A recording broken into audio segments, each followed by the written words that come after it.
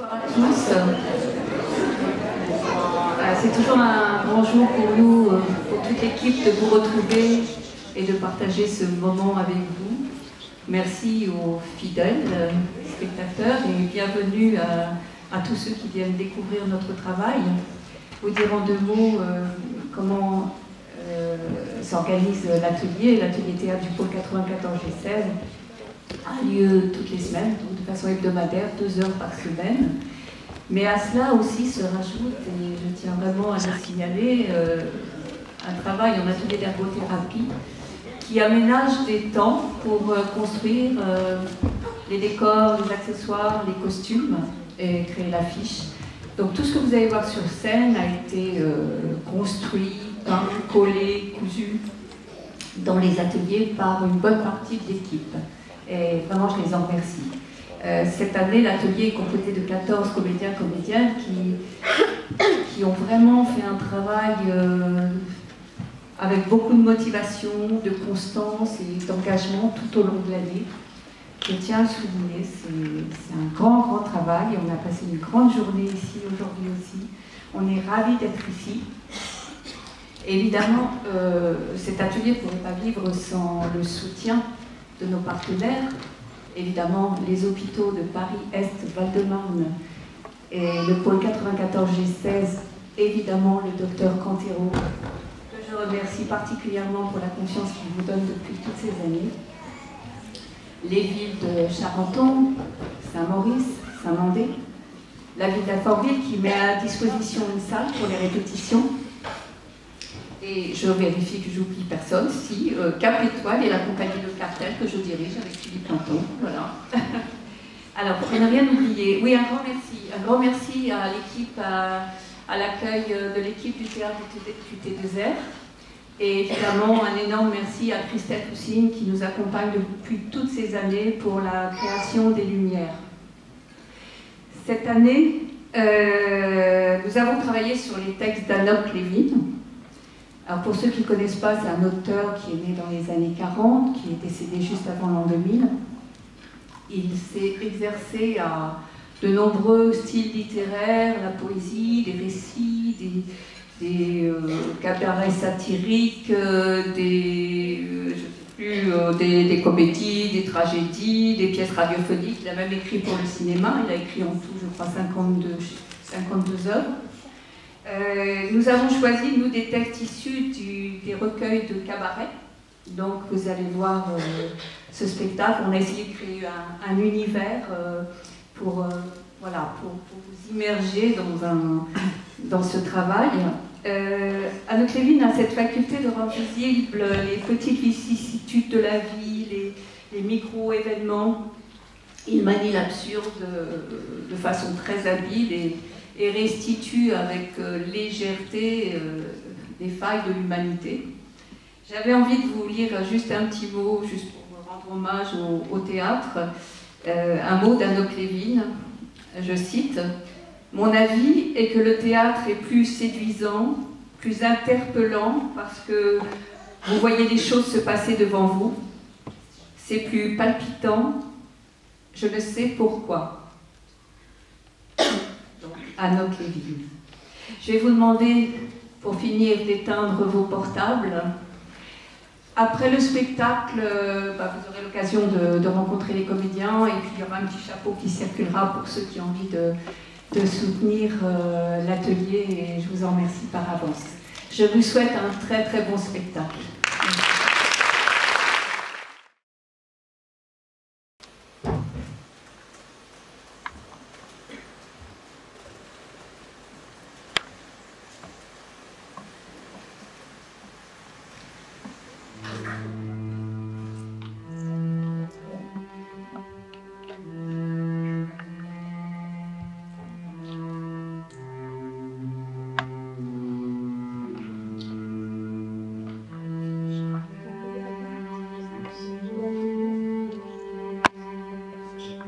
La Borgia.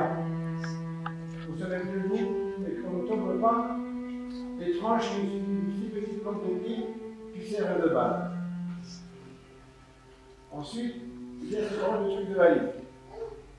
Une boîte avec une poignée dans laquelle vous avez des effets pour la route. Quel effet? Quelle route? C'est aussi une question. Et après, il y a un truc encore plus drôle. C'est qui fait nuit, qui fait noir, on ne voit rien. Ce qui fait, moi, je fais mal.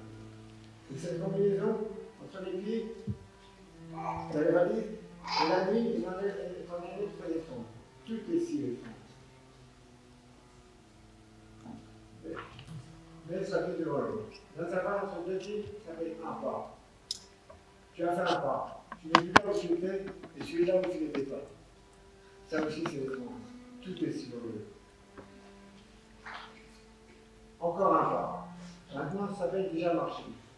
Je suis un homme et j'ai fait 2 pas. Je suis donc un homme qui marche. Et si quelqu'un me regardait par hasard, il se dirait dans son fort intérieur, tiens, un homme qui marche. Je me demande où il va. Alors, pour un instant, on s'interrogerait sur moi en ce bas monde. On me prendrait pour quelqu'un de mystérieux, ou en tout cas pour quelqu'un qui marche vers un but précis.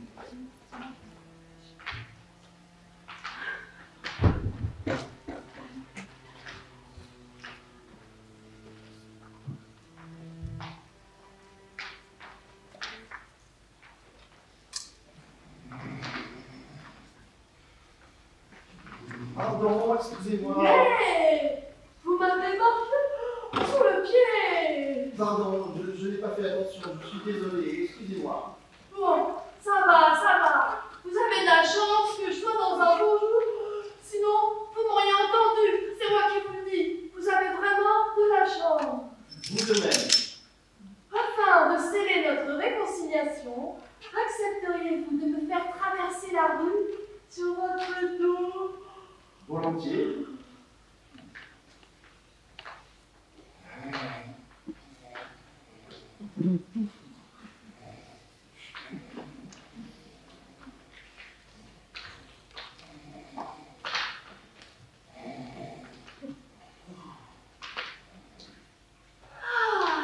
Merci infiniment.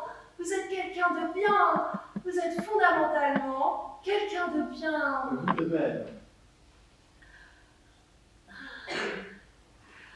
Afin de récompenser votre effort, voudriez-vous quelque chose? Peut-être un coca et un paquet de chips? Allez, c'est du pain. Ah! Je l'aurais fait volontiers, mais je n'ai pas de monnaie sur moi. Dommage. Et vous, dommage que vous ne soyez pas une plume. Parce que si vous aviez été une plume, ça aurait été plus facile de vous porter. D'ailleurs, pourriez-vous, s'il vous plaît, me faire retraverser la rue? Je n'allais pas du tout dans cette direction. Ah, volontiers.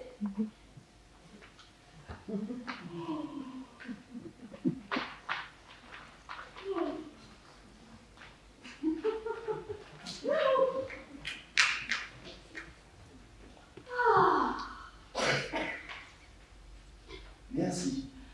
Afin de récompenser mon effort, accepteriez-vous de m'offrir un coca et un paquet de chips, s'il vous plaît?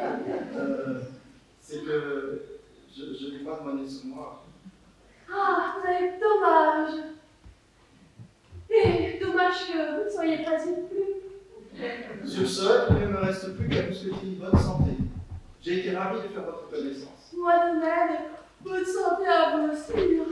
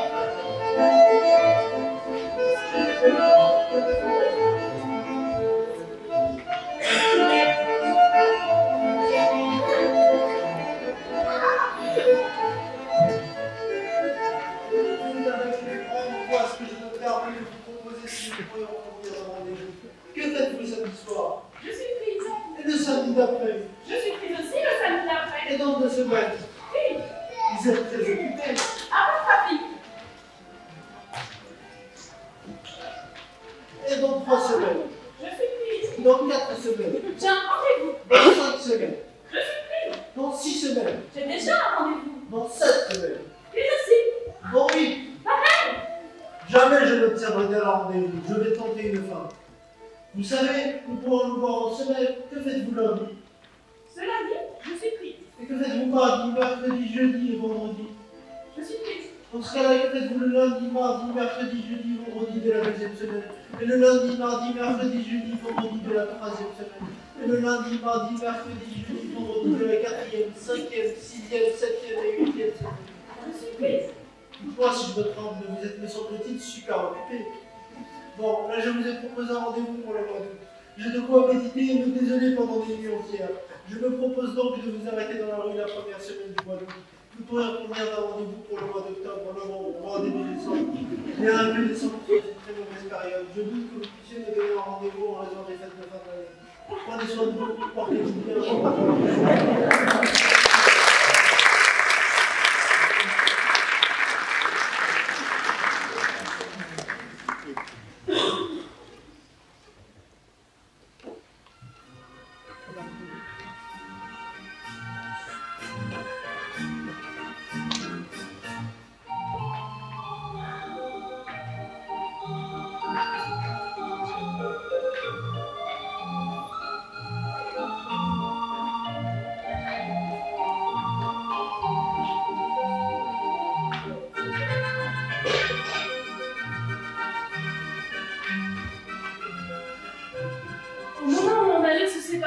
Il m'a demandé si j'acceptais de le revoir demain. Je n'étais pas vraiment emballée, mais j'ai quand même répondu oui. Il m'a demandé si 8 h du soir ça me convenait. J'ai dit oui. Parfait! Je viendrai donc te chercher demain à 8 h du soir. D'accord, je serai là. Il a essayé de m'embrasser sur la bouche, mais j'ai tourné la tête. Il a dit bon alors, à 8 h, je passerai te prendre demain à 8 h. oui, 8 h. Tu n'oublieras pas, je serai là à 8 h. Tu t'en souviendras de l'heure, n'est-ce pas? Je n'oublierai pas. 5 minutes avant, 5 minutes après, mais grosso modo à 8 h. Et il a tout de suite ajouté. Tu ne voudrais pas le noter au cas où tu oublierais? Je n'oublierai pas. Note-le quand même, c'est plus sûr. Alors j'ai pris un bout de papier et je l'ai noté. Il m'a demandé. Qu'est-ce que tu as écrit? Montre. C'est bien ça, 8 h. Voilà, à demain, 8 h du soir. Et il est resté à fixer le papier. Il m'a demandé.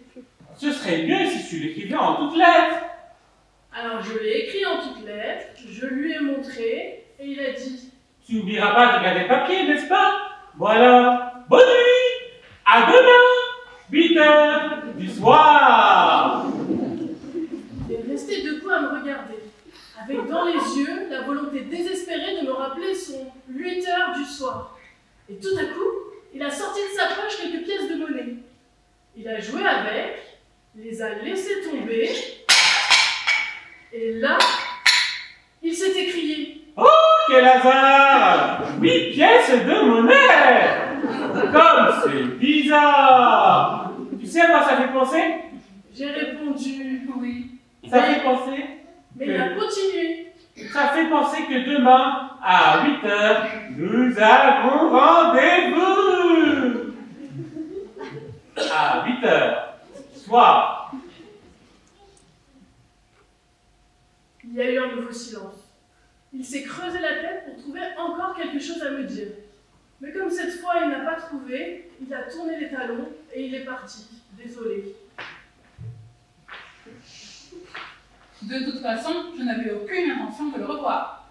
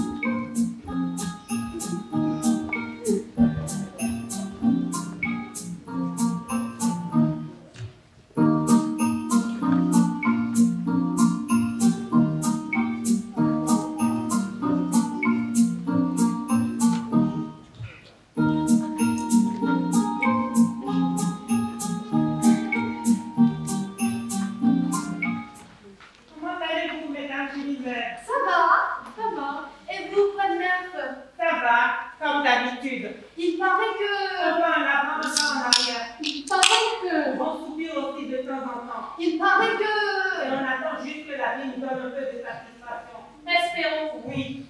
Il paraît que Madame Fuchs a marié sa fille. Oui, la semaine passée. Enfin mariée. Quoi? Non, rien. Vous avez dit marier avec un drôle d'air, comme s'il y avait un problème. Moi, pas du tout. Chère Madame Stepousse, vous nous cachez quelque chose. Moi, certainement pas, il n'y a rien à cacher. Vous savez pourtant que rien ne nous échappe. Alors dites-nous ce qui se passe avec ce mariage. Mais qu'est-ce qui cloche? Mais rien, c'était parfait. Vous pouvez bien nous raconter. Dans sa maison, un grand cerf regardait par la fenêtre un lapin venir à lui et frapper ainsi. C'est pas bien de se moquer. Cerf, ouvre-moi, ou le chasseur me tuera. Lapin, on sait bien, je serai la main. Cerf, ouvre-moi, ou le chasseur me tuera. Lapin, on sait bien, je serai la main. Vous pouvez bien nous le raconter. Allez, dites-moi ce qui cloche avec ce mariage, bien qu'à moi. À moi. Allez, ne soyez pas comme ça. Je suis comme ça. Mais pourquoi? Dites-nous ce qui cloche avec ce mariage et on n'en parle plus. Arrêtez d'insister, ça devient gênant. Bon, la seule chose que je peux faire pour vous, c'est de vous suggérer. Quoi? De ne pas vous fier aux apparences. C'est-à-dire? C'est-à-dire ce que c'est-à-dire, n'insistez pas. Madame Stepousse. Quoi? Dites-le nous. Allez. Quoi? Dites-le nous. Allez. Quoi? Dites-le nous. Allez, s'il vous plaît. Quoi? Dites-le nous. Dites-le nous. Avez-vous l'intention de rester comme ça toute la nuit à répéter votre dites-le nous, dites-le nous, dites-le nous? Mais nous faire ça, nous, vos amis, nous qui croyons que nous étions sœurs, cul et chemise. Être les meilleurs amis du monde n'a jamais empêché personne de rester à sa place. Mais qu'est-ce que vous entendez par rester à sa place? Ceci. L'une sait ce qui cloche avec ce mariage, les autres ne savent pas ce qui cloche avec ce mariage. Ce qui signifie que l'une sait ce qui cloche avec ce mariage, les autres ne le savent pas. Bref, moi je sais ce qui cloche avec ce mariage, vous non. En d'autres termes, vous n'êtes pas moi. Et maintenant, si cela n'est pas trop vous déranger, pourriez-vous me faire 2 petits sauts de lapin? Je n'ai pas l'habitude de me répéter. Vous avez bien entendu ce que je viens de dire. Est-ce que nous sautons pour nous raconter, n'est-ce pas? Bon, nous allons faire ces 2 petits sauts de lapin et puis après vous nous direz tout. Ça y est. Oh, moi qui allais justement vous raconter ce qui cloche avec le mariage de... Qu'est-ce qu'on en a à foutre du mariage des pouces? Qu'est-ce qu'on en a à foutre des pouces? Chère Madame Stepousse, allez vous faire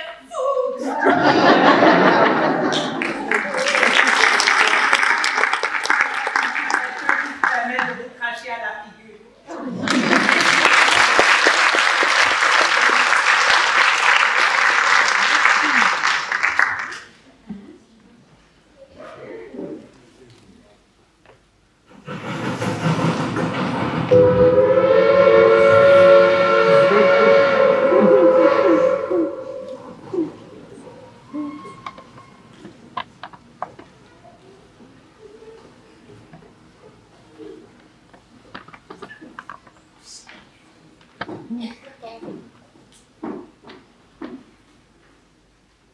Je suis restée sur le quai et mon mari est monté dans le train.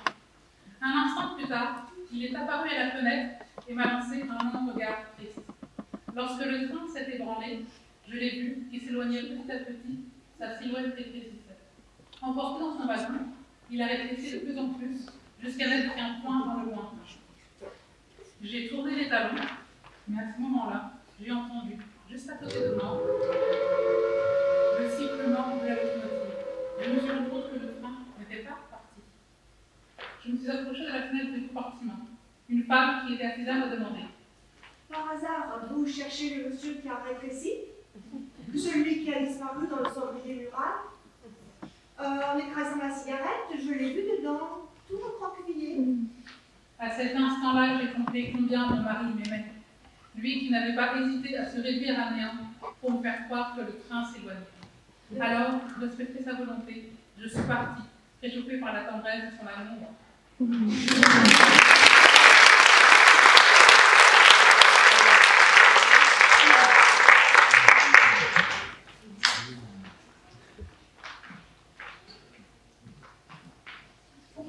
viendras pas à côté de moi.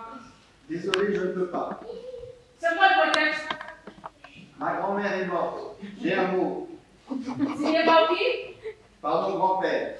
Le mois dernier, tu m'as dit qu'il était mort, ton grand-père? Du côté de mon père. Celui-là, c'est du côté de ma mère. Bien, écoute. Acquis de droit.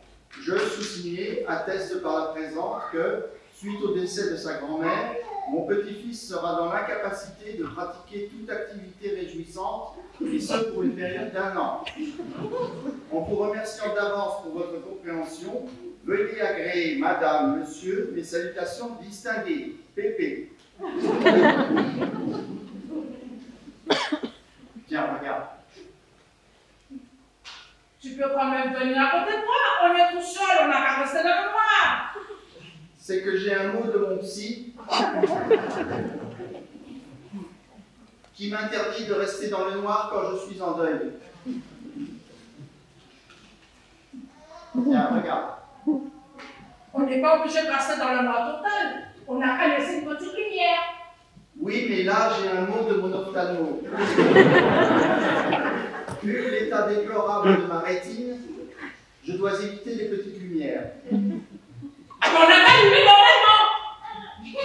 Sauf que là, on retombe sur le mot de mon grand-père qui atteste du décès de ma grand-mère. Je suis désolé, j'ai une grande famille qui vieillit, sans compter mes propres problèmes de santé. Peut-être que nous nous reverrons un jour.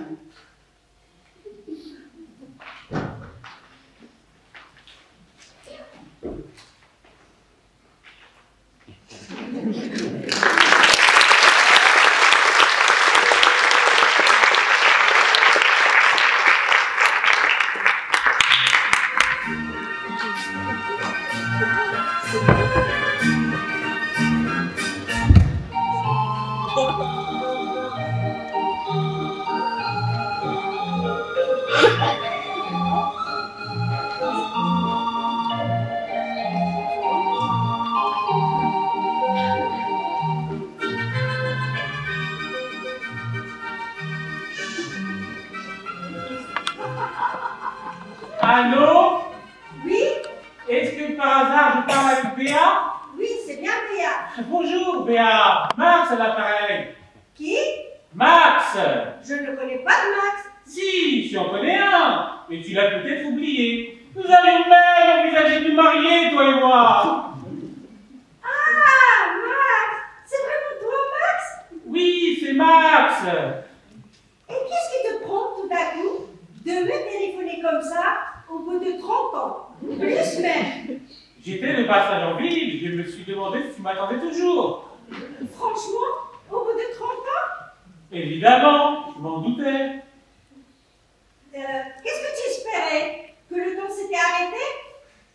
J'espérais, on espère. Je me suis mariée il y a longtemps, Max. Félicitations! Je me demandais si, par hasard, tu te souvenais d'un petit porte-monnaie en plastique que j'ai oublié chez toi. Franchement, au bout de 30 ans? Comme j'étais de passage, je me suis dit que j'aimerais bien la récupérer. Je ne me souviens d'aucun porte-monnaie. Et même si je m'en souvenais, il est perdu il y a belle lurette. Dommage. Donc tu dis que tu es mariée et que tu n'as pas mon petit porte-monnaie? Oui, c'est ça la situation. Bon, dans ce cas, au revoir, Béa. Et porte-toi bien. Au revoir.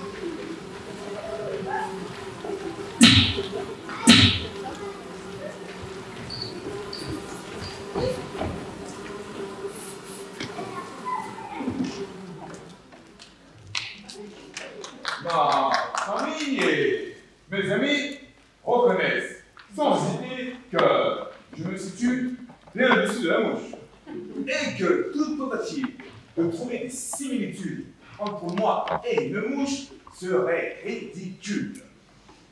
Il suffit de nous passer côte à côte pour que l'intériorité de l'insecte s'ouvre aux yeux. Je peux donc dormir tranquille, calculer dans la certitude que, quoi qu'il arrive, je suis supérieur à la mouche. Et j'ai mentionné le fait que, d'un seul doigt, je peux écraser n'importe quelle mouche. D'ailleurs, quelle satisfaction pour tout homme de ne pas être une mouche. Et je me permettrai d'ajouter quelques précisions dans le calcul. Comme cet exemple, simple mais révélateur. Je conduis une voiture. Pour moi, c'est un acte quotidien et routinier. La mouche. Vous levez une voiture.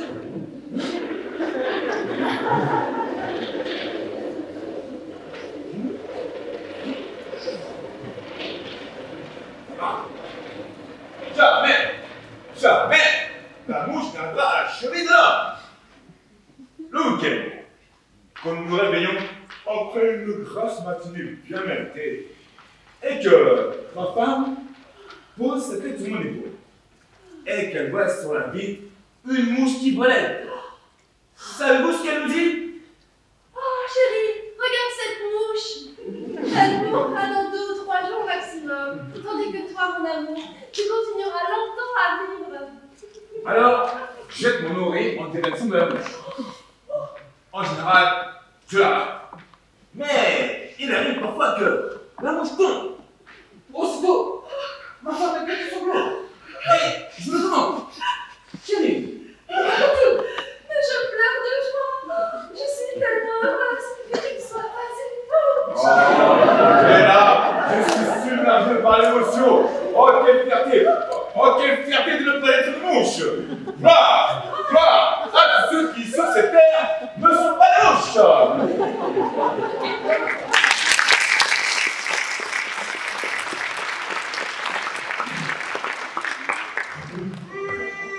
Il est bon ce café! Mais surtout, ça me donne l'occasion d'occuper mon cerveau. Ça m'aide à détourner mon attention de l'angoisse de vieillir et de mourir. Bon, 1h30 après le café de l'après-midi, il y a le dîner. Super! Il va encore arriver quelque chose aujourd'hui. J'ai encore quelque chose à attendre. Ah! D'un autre côté, 1h30, ça ne passe pas aussi facilement qu'on croit. Ce n'est pas comme un quart d'heure, dont tu peux donc rogner 5 minutes au début et 5 à la fin. Du coup, il ne reste que 5 minutes, donc tu peux aussi rogner 2 minutes au début et 3 à la fin. Et le tour est joué. Oui! Non! 1h30, on la sent. C'est long! Très long!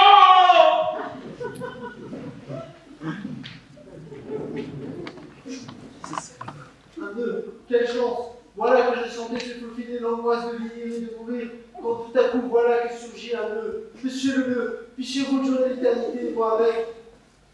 J'ai été trop lent en défaisant le nœud. L'angoisse de V&M en a profité pour m'assaillir. Ça y est, plus de nœuds. Maintenant, je dois aller vite. Veillez à ne laisser aucune brèche entre 2 actions pour parer la renferme, vous savez qui. Remplir les chaussures à toute vitesse. Courir pour les mettre dans le couloir. Revenir ici en courant pour enlever les chaussettes. Effacer les mettre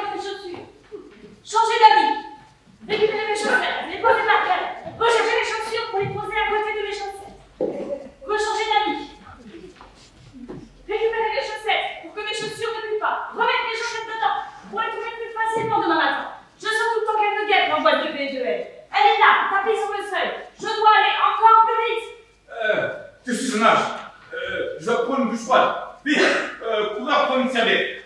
Posez la serviette. Hop, j'envoie, je déliais la goutte de mon cœur, je prends le coup du nez. Enlevez ma chemise et couverts sous la douche. Et voilà, l'angoisse vient de me tomber dessus. Ah, je vais lui échapper grâce à un petit stratagème. Je peux gagner encore quelques instants pour raconter n'importe quoi. La bouche douche. Et j'ajoute, sans hésiter, un instant. La mouche louche. Je répète, la mouche louche. Intéressé aux mouches, ma voix, même que je n'en ai rien à foutre, et non de l'évidence. Je n'ai aucune envie d'acquérir une nouvelle connaissance sur les mouches. Vite, répétez la phrase ridicule. La mouche louche. Pas rien de plaisir. La bouche louche. Pas rien de plus de plaisir. La bouche louche. Ah, je n'en peux plus. La bouche louche. La bouche louche. La bouche louche. La bouche louche.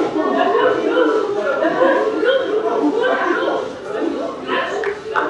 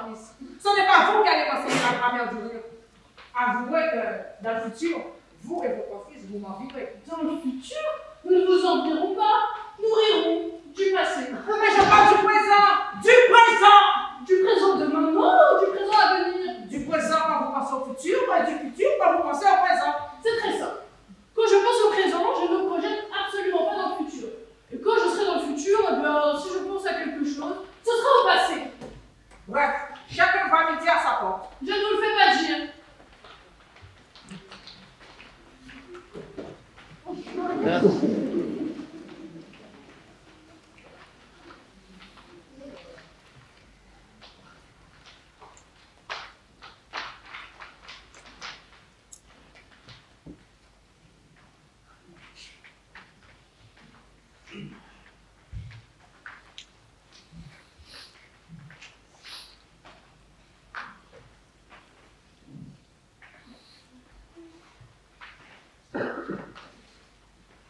Tout le monde sait que la Terre est ronde.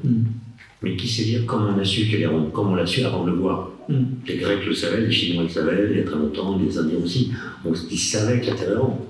La question c'est comment ils l'ont su. Et quand on sait comment on l'a su, on est plus armé pour répondre à ceux qui contestent ces connaissances scientifiques. Entrez, messieurs, dames. Bonsoir. Entrez, je vous en prie.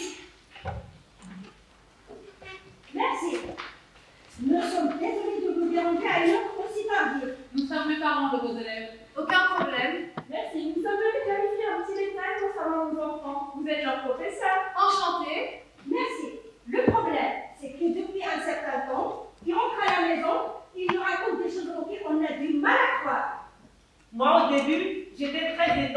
Je n'ose même pas vous les répéter. Ça va sans doute vous faire rire. Tenez, par exemple, il y a 2 jours, il est revenu de l'école, il m'a soutenu dur pour le faire. Concours de géographie, vous leur aviez appris que la Terre était plate.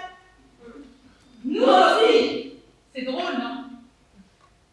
Ce qui est drôle, c'est qu'un enfant puisse s'affabuler à ce point. Enfin, quoi qu'il en soit, ça ne peut pas être vous qui leur avez dit une chose pareille. Si, c'est moi. Pardon?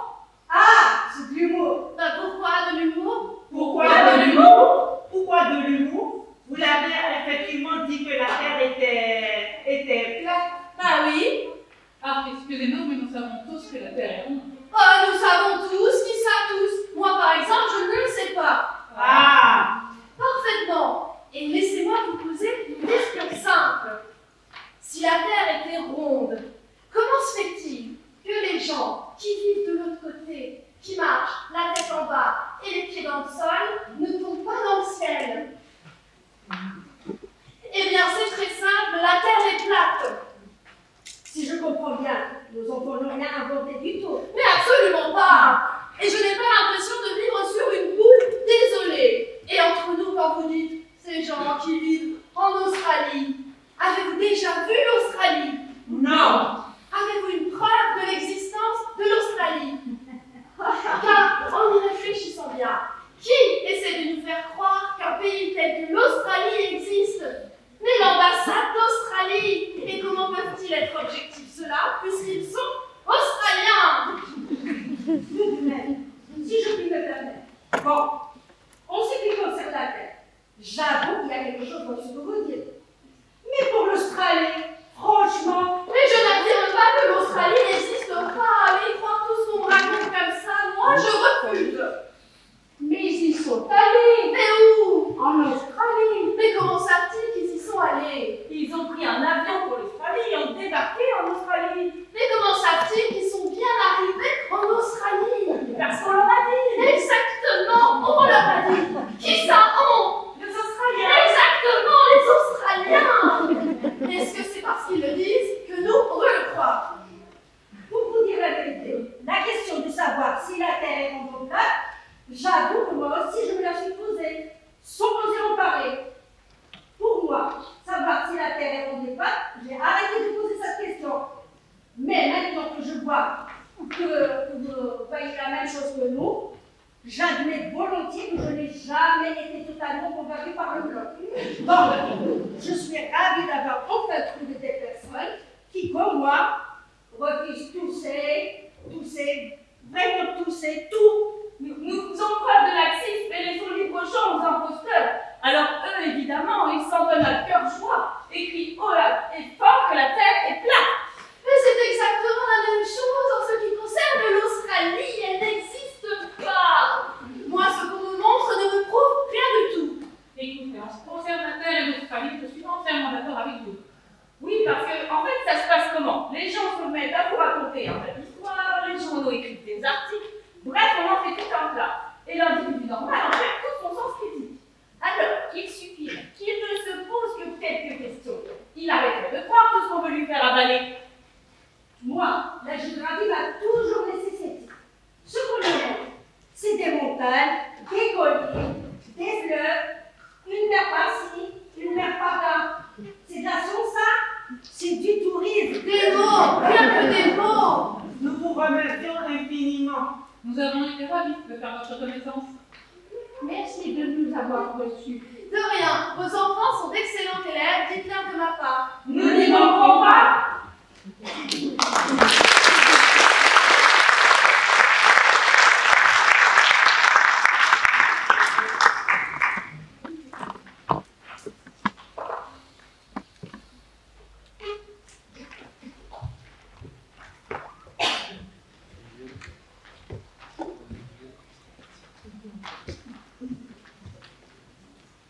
Je suis un homme que vous pourriez appeler Monsieur 30 secondes et demie, parce que je suis l'homme des 30 premières secondes et demie. J'ai un grand fait pour les premières 30 secondes et demie, celles qui commencent chaque fois que je fais mon entrée. Mon apparition suscite un immense espoir. Les gens sont toujours très excités à l'idée de rencontrer quelqu'un qui a quelque chose à dire. Dès que j'entre, l'atmosphère s'électrise. Je scrute l'assistance. Lentement. Calmement. Je savoure chaque regard. Tous sont suspendus à mes lèvres. Ensuite, avec un petit sourire, je dis « Bonsoir ». L'attente de mes auditeurs ne faiblit pas. Je savoure. Ils pensent que je vais leur révéler quelque chose. Je m'attarde un peu après mon bonsoir et j'ajoute. Alors, comment ça va? Je n'enchaîne pas tout de suite. Ensuite, je me présente. Bonjour, je m'appelle Machin. Silence. Je commencerai par vous dire que... Là, je laisse le mot en suspens, 1 ou 2 secondes. C'est alors que je remarque un premier signe de relâchement. Je connais le geste. Quelqu'un se gratte tout à coup la nuque en baissant les yeux. Puis je capte un deuxième signe. Puis un bruit par-ci, par-là. Et ce qui n'était qu'une petite déception commence à prendre de l'ampleur. Tout le monde a compris que je n'ai rien à dire, et que ce n'est pas moi qui sauverai l'humanité. Mais je garde le sourire. Maintenant, tout le monde sait qui je suis. Ouf. Et pourtant, quand je repense à mes premières 30 secondes et demie, c'est toujours avec un frisson d'isolé et un zeste de nostalgie. Ému. Ah oui. C'était le bon moment.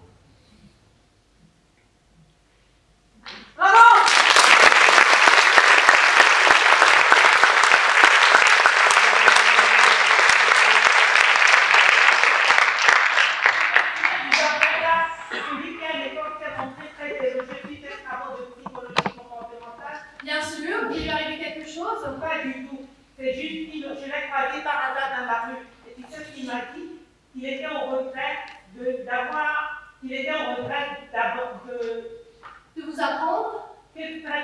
de la pluie totale nullité. Sérieusement, c'est ce qu'il a dit? Il a dit que mes travaux étaient de la pluie totale nullité? Oui, il a dit qu'à l'époque, cette conclusion l'avait fortement impressionné. Mais elles étaient tellement superficielles qu'elles n'ont pas pu résister à l'épreuve du temps. Mais c'était pas le seul à louer mes travaux. À l'époque, on n'a pas arrêté de me féliciter. Oui, figure-toi qu'il y a peu le chef de ton département à téléphoner. Pas plus tard qu'hier. Lui qui ne se trompe jamais sur rien, avoue avoir été totalement aveuglé par ses travaux. Mais aujourd'hui, il se rend compte à quel point il s'est trompé. Mais comment se fait-il? Il n'avait pas d'yeux, pas de cerveau. Si, il était fatigué. Mais voilà, le temps a passé, il a retrouvé toute son énergie. Et en repensant à toi, il a compris qu'il n'était pas du tout ce qu'il a cru. Bon, ce qui compte, c'est ce qu'a écrit le grand professeur de l'université de Munich. Figure-toi qu'il était dans le bureau de mon chef de département quand il a téléphoné. Et il tenait à s'excuser d'avoir fait la même erreur que son collègue. Mais ils se sont tous trompés sur tout. Il a parlé d'une erreur totale, fondamentale et définitive. Mais j'ai reçu tellement d'éloges, tellement de confrères, ici et à l'étranger. Effectivement, nous avons reçu il y a quelques jours une lettre très instructive de la Société internationale de recherche qui nous annonce que tous les experts du monde entier viennent de se rendre compte à quel point ils se sont trompés contre toi. Mais que des erreurs, des aveuglements, des malentendus et des surévaluations, c'est bien ça. Que faire? On m'a même appelé pour m'annoncer que le monde scientifique préparait un grand colloque qui devrait aboutir à une déclaration commune afin d'en finir avec cette argent terrible. Ah, mais c'est une catastrophe! Mais si ces scientifiques ne se rendent compte dans quelques temps que c'est maintenant qu'ils se trompent. Impossible. Ces travaux ne valent rien. Comment veux-tu qu'ils changent d'avis, puisque c'est la vérité? Mais on ne veut pas dire que tu sois très encourageante. J'aimerais bien croire, moi. Mais que se passe-t-il tout d'un coup? Le monde entier n'a surestimé qu'une seule personne, c'est moi. Je suis la seule et unique erreur de tout l'univers. À ce qui semble. Bon, d'accord. Ils se sont tous trompés à le sujet et ils ont tous changé d'avis. Mais où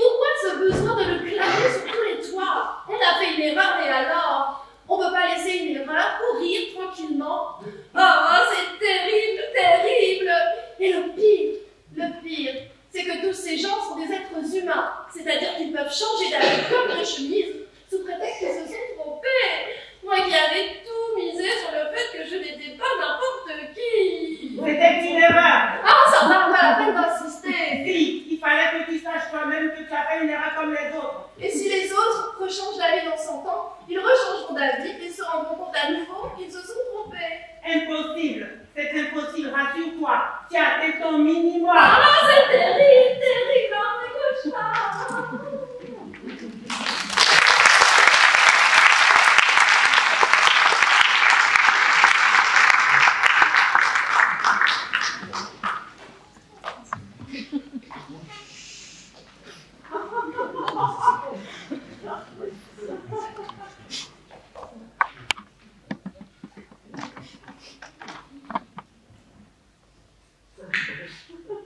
Excusez-moi.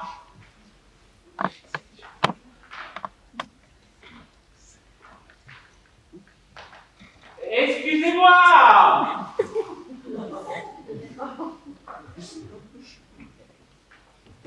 Pourriez-vous m'excuser un instant, monsieur le magicien? Vous ne voyez pas que je suis occupé? Pardon. Excusez-moi de... Oh, c'est quel sujet? Au sujet de... Mon ami. Pardon? Mon ami, il y a 10 minutes, vous avez eu l'amabilité de l'acier. D'accord.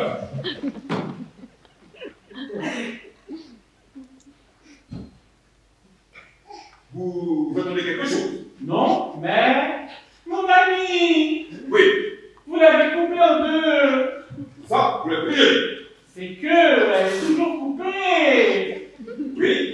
Où est le problème? Je voulais juste vous demander. Je ne prétends pas m'y connaître en magie. Mais quand avez-vous l'intention d'en recoller? Je veux dire, quand recollez-vous les deux morceaux de mon ami? Je ne recolle rien. Vous me prenez pour un menuisier? Pardon. Ouais. Tout de même. Quoi? Mon ami. Oui. Elle est coupée en deux. Et vous devez la remettre comme elle était avant. Vous vous rappelez, n'est-ce pas, de l'avoir coupée en deux? Maintenant, on attend de voir le tour. Le tour? Je ne veux pas le tour, moi. Je fais de la magie. Bien sûr, et mon ami? Quoi, autrement? Elle est coupée. Vous connaissez quoi du temps? Hein? Quoi? Mais il doit y avoir un truc. C'est un tour avec un truc. Ne recommencez pas avec votre tour. J'ai essayé poliment. Je ne vais pas vous avoir une merde sur le dos. Vous allez immédiatement me recoller mon ami. En avant! Ne me criez pas dessus. Parce que si vous m'énervez, je peux vous transformer là. Deuxièmement, en ce qui concerne votre amie, si elle est bien en deux morceaux, eh bien, à l'évidence, c'est qu'elle est... Quoi? Elle est coupée en deux, non? Mais vous êtes magicien? Et alors? Si mon ami en deux, ça, moi aussi je pourrais le faire. Bien dit, je l'ai déjà fait.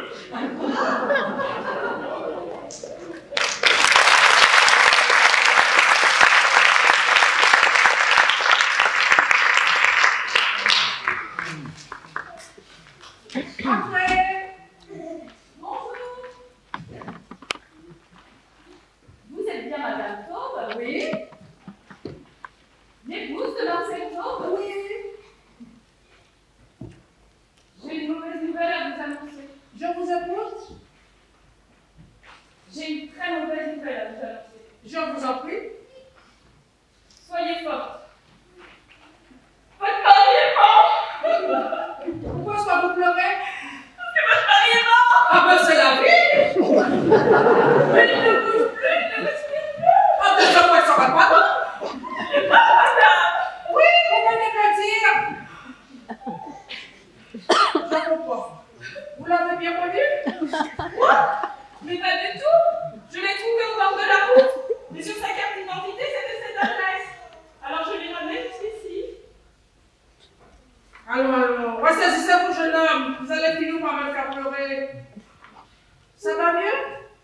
Donc j'imagine que vous avez une voiture. Oui. À vous? Oui.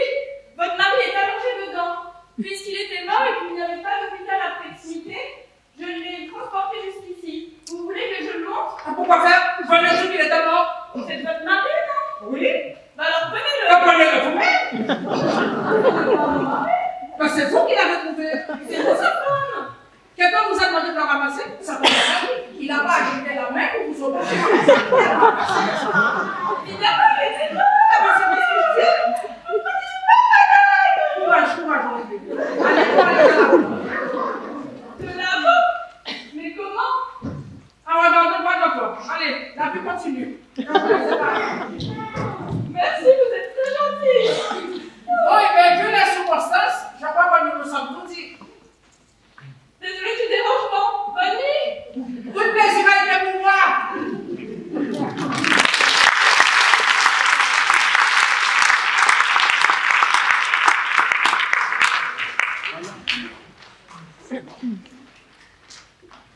Bonjour Choubalou. Bonjour Taras. Oula, c'est Choubalou.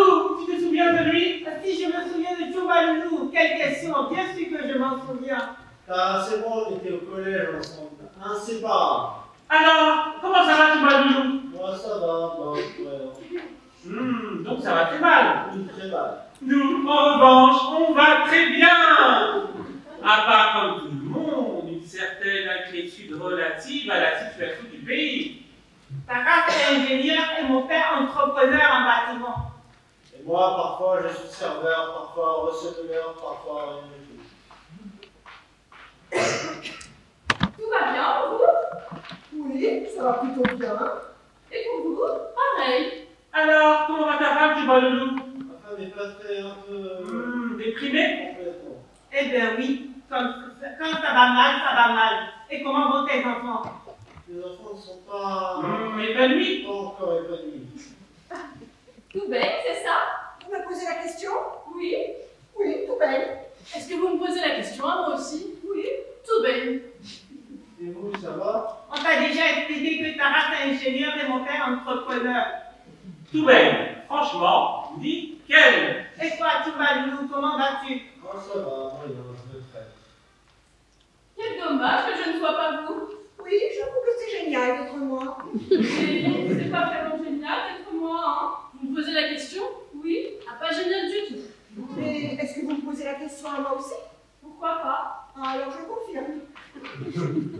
Et comment ça va chez vous? Mais on t'a déjà expliqué combien de fois que je te le dis. Taras est ingénieur et mon père entrepreneur. Entrepreneur. Et vous n'avez pas au moins attrapé une petite grippe? Bien. Quand tu vas bien, c'est sur toute la ligne. Eh oui, il n'y a pas de lézard, c'est comme ça. Bon, ça m'a fait plaisir de vous voir. Prenez soin de vous et de vos prochains. Mais vous essayez de me rentrer dedans et d'être moi? Mais vous n'y arriverez pas. C'est vrai? Mais oh, peut-être que soi-même. C'est vrai. Quel dommage. Je comprends. Mais quel dommage.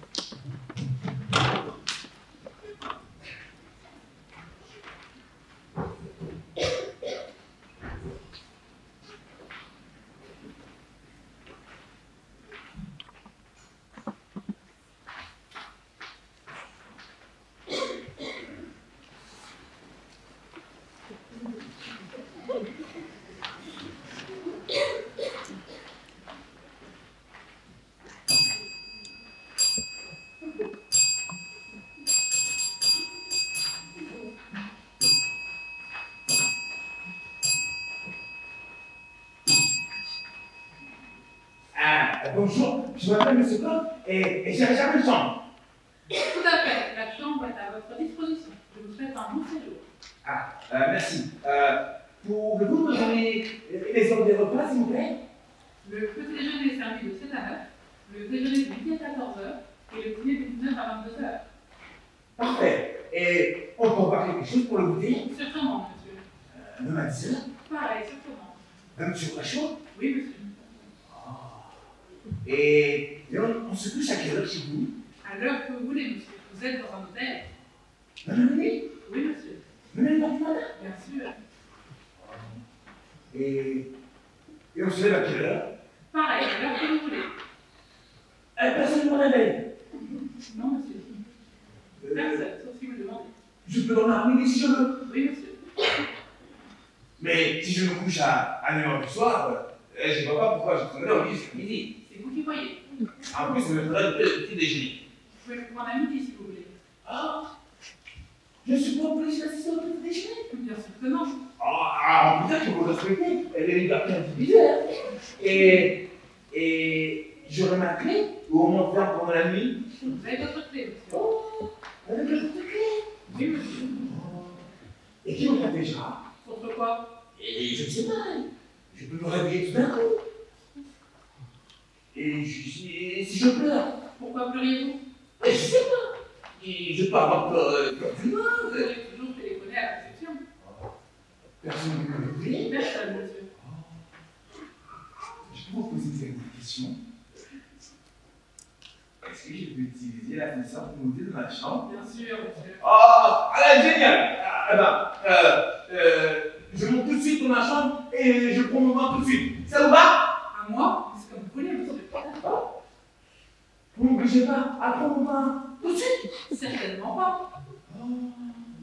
Et qu'est-ce que vous me donnez si je vous dis que en 10 minutes, je fais les dents, le vin, le pyjama, pipi et le dos? C'est vous qui voyez, monsieur. Hein? Quoi? Donc, tout le monde s'en fout si j'ai fait le bain, si j'ai fait les dents, si j'ai mangé, si je pleure, si je me couche tard. Eh ben, c'est un grand endroit chez vous, hein? Bon, une dernière question.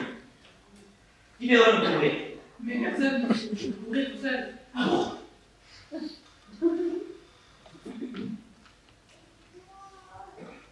Bonsoir. Un bisou. Non, mais ça va pas.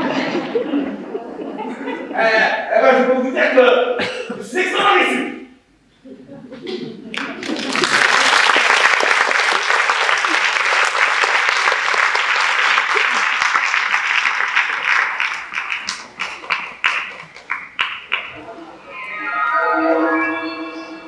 Les passagers à destination du vol Sydney 711 sont priés de se présenter porte B. Ladies and gentlemen, passengers flight 711 Sydney. Please proceed to the boarding gate. Pasajeros del vuelo 711 con destino a Nueva York les rogamos presentarse a la puerta de embarcamiento.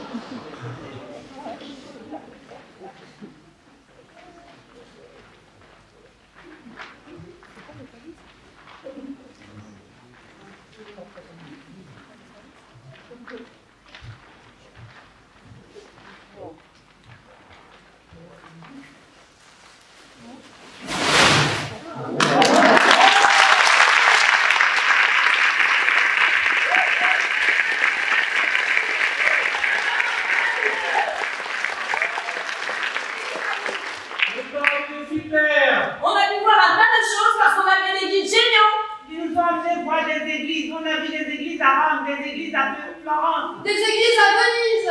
Je me demande bien où il n'y avait pas d'église. Une église, et encore une église, et encore une église. Une église avec un clocher. Une église avec une tour, une église avec deux tours. Il y